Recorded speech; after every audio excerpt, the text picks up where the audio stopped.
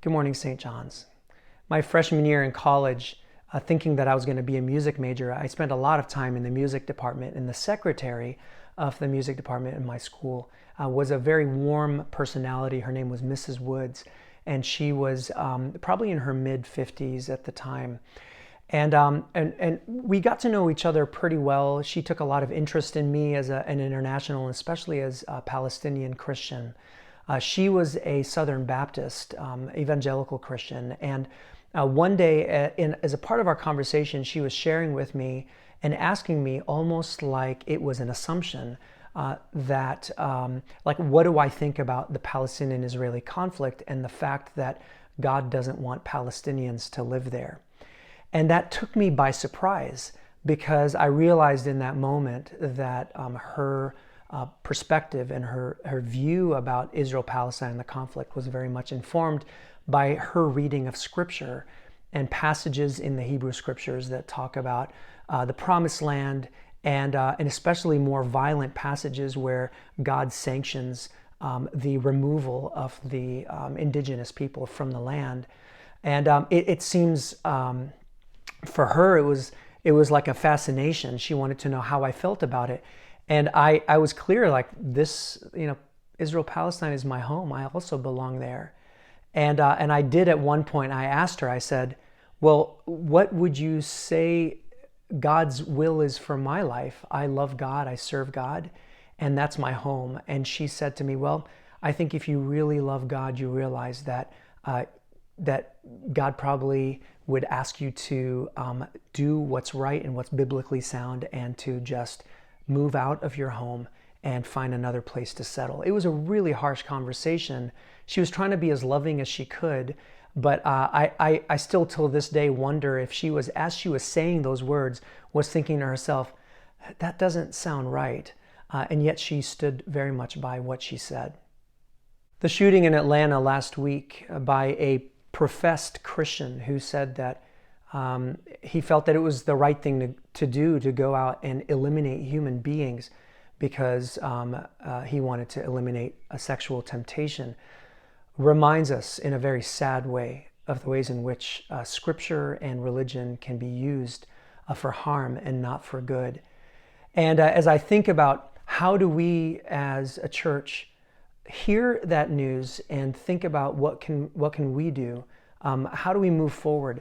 One of the most important things is for us to look at in a very sober way the ways in which our religion and our scriptures can be used for harm and can be twisted in ways that bring harm to others and to ourselves. And there are many examples. I just gave you one with the anecdote that I shared with you a moment ago, but many examples where Scripture has been used to exclude and to demonize and to and for violence.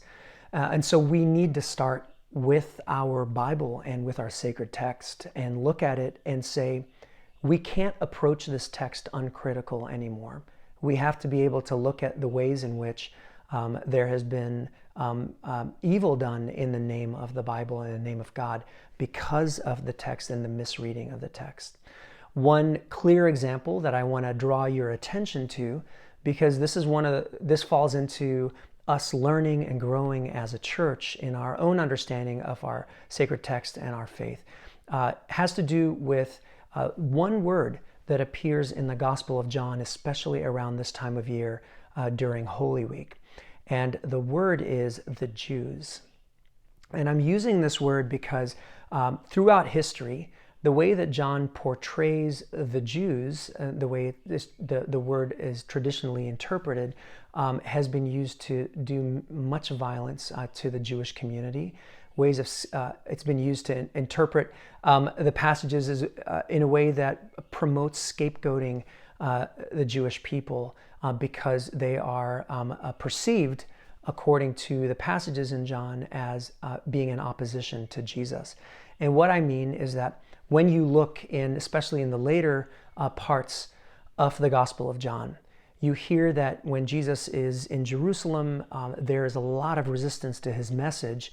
And those who oppose him and who ultimately make sure that he gets on the cross and is crucified are, quote unquote, the Jews. Now, what's really interesting about this word is that if you look at it in Greek, the word is Judaios, and it is not exclusively the Jews. The word Judaios is also Judean.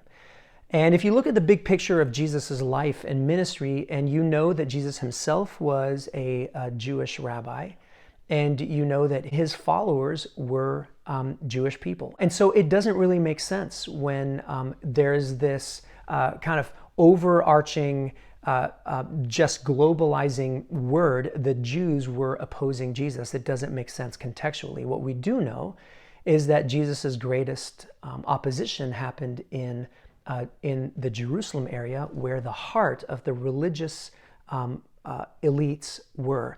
Those who were the Pharisees and the Sadducees and the temple authorities. And they were constantly sending their own emissaries from Jerusalem up to Galilee to listen to Jesus and to kind of investigate and see, is this guy someone whom we should be concerned about or not? And so the greatest opposition was coming from Jerusalem. And Jerusalem was in the part of Palestine that was called Judea. You had Judea, you had Galilee, you had Samaria. And so it makes so much sense. And if you look at scholarly articles on this word, that where John is using, the author John is using the word the Jews to talk about a specific group that was opposing Jesus, what he was referring to were the Judean authorities, because that word, again, Judaios, can just as easily be translated Judean. And so there was recently in our diocese, at our convention in January, there was a resolution that came forth from a few churches saying that we need to be really mindful of the way that this word, the way it shows up in our Bible in a very antagonistic way, the Jews demonizing this entire group of people, that word needs to be looked at again and alternatives need to be proposed. Because the way that we subconsciously take in Scripture and then without even knowing it, we are finding that these seeds get planted in us that promote racism or anti-Semitism. And this is just one area that we're looking at. There are so many other parts of Scripture that are not anti-Semitic. They actually hurt people of other religions and can be used to translated to hurt people of different sexual orientations, and even to subjugate women to male authority. So all kinds of things that we can unpack. Right now I'm just focusing on one area. And the reason I'm drawing the attention to that right now is because this coming week, during Holy Week, you're going to hear a lot of Scripture from the Gospel of John. And I want you to pay attention to the ways in which we as a church have changed the language where it comes to this word, the Jews, in an antagonistic way. We have translated that word as Judean or Judean authorities. And in this way, we begin to redeem Scripture from itself, very much using sound translations of the words, but recognizing that we have to be proactive about these things. And if we want a change to happen, we have to be willing to look inward first before we just look out and we criticize how people are interpreting Scripture. We have to look at the ways in which we ourselves are using Scripture and how we can be more mindful in our approach. And so I hope that you hear this today, and this falls very much in line with what you know to be true about St. John's, is that we are uncompromisingly committed to inclusion and to diversity, and uncompromisingly committed to the message of Jesus coming through the way that we believe Jesus meant it to come through. That Jesus himself was someone who his arms were always open, and he would never give his seal of approval for any type of discrimination or any type of demonizing or scapegoating of any group of people. And so St. John's let us continue to live into this calling of expressing the broad and all-inclusive love of Christ to all people, starting with our own scriptures and how we hear the message. God bless you. I'll see you on Sunday.